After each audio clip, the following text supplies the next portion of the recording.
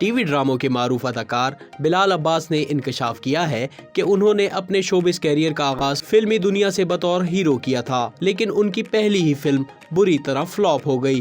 تاہم وہ ہمت ہارنے کے بجائے ڈراموں کی طرف آ گئے۔ ڈرامہ سیریل پیار کے صدقے میں اداکاری کے جوہر دکھا کر ایوارڈ حاصل کرنے والے اداکار بلال عباس نے بتایا، فلمی کیریئر فلاپ ہونے کے بعد مایوس ہونے کے بجائے انہوں نے پاکستانی ڈراموں کا رخ کیا تھا اور اپنے فن کا لوہا منوانے میں کامیاب ہو گئے۔ بلال نے بتایا کہ اب جبکہ عوام نے مجھے ایک کامیاب اداکار تسلیم کر لیا ہے تو میں نے دوبارہ فلمی دنیا کا رخ کرنے کا فیصلہ کیا ہے۔ انہوں نے کہا، پاکستان میں ٹی وی زیادہ دیکھا جاتا ہے لیکن ہر وقت رومانس نہیں کر سکتا۔ اگر میں نے ہر ڈرامے میں رومانس کیا تو یکسانیت کا شکار ہو جاؤں گا۔ 1971 کی پاک بھارت جنگ اور سقوط ڈھاکہ کی تناظر میں بنائی جانے والی فلم کھیل کھیل میں اپنے کردار کے متعلق بتاتے ہوئے انہوں نے کہا، میرا کردار متنازع نہیں ہے، لیکن پہلے پاکستان میں سقوط ڈھاکہ کے بارے میں کوئی فلم یا ٹیلی فلم اس لیے نہیں بنی کہ یہ ایک حساس موضوع ہے اور لوگ اس بارے میں بات کرتے ہوئے ڈرتے ہیں۔ اداکار کا کہنا تھا کہ ہدایت کار نبیل قریشی اور فضا علی مرزا عام طور پر کمرشل فلمیں بناتے ہیں، مگر اس مرتبہ انہوں نے یہ حساس موضوع چن لیا، لہٰذا سجل علی کے ساتھ مجھے ان کی ٹیم کا حصہ بن کر اداکاری کرتے ہوئے کوئی پریشانی نہیں ہوئی۔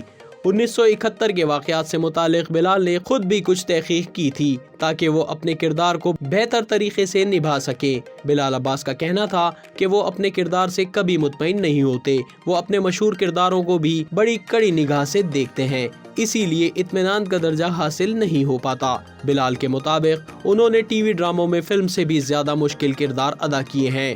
ان کے خیال میں سقوط ڈھاکہ پر مبنی فلم کھیل کھیل میں ان کا کردار بہت سادہ ہے اور یہ انہیں ٹی وی سے بھی آسان محسوس ہوا۔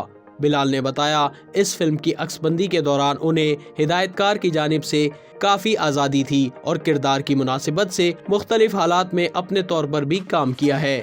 پاکستان میں ایک اعتراض کیا جاتا ہے، جن اداکاروں کے ڈرامے ٹی وی پر چل رہے ہوتے ہیں انہی کی فلمیں سینماؤں میں پیش کی جاتی ہیں۔ اس بارے میں بلال نے کہا، ہمارے ملک میں انٹرٹینمنٹ کا بنیادی ذریعہ ٹی وی ہی ہے اور ابھی 2 سال بعد سینما کھلے ہیں، ایسے میں اس قسم کی رائے مناسب نہیں، اس لیے وہ اس پر توجہ نہیں دینا چاہتے۔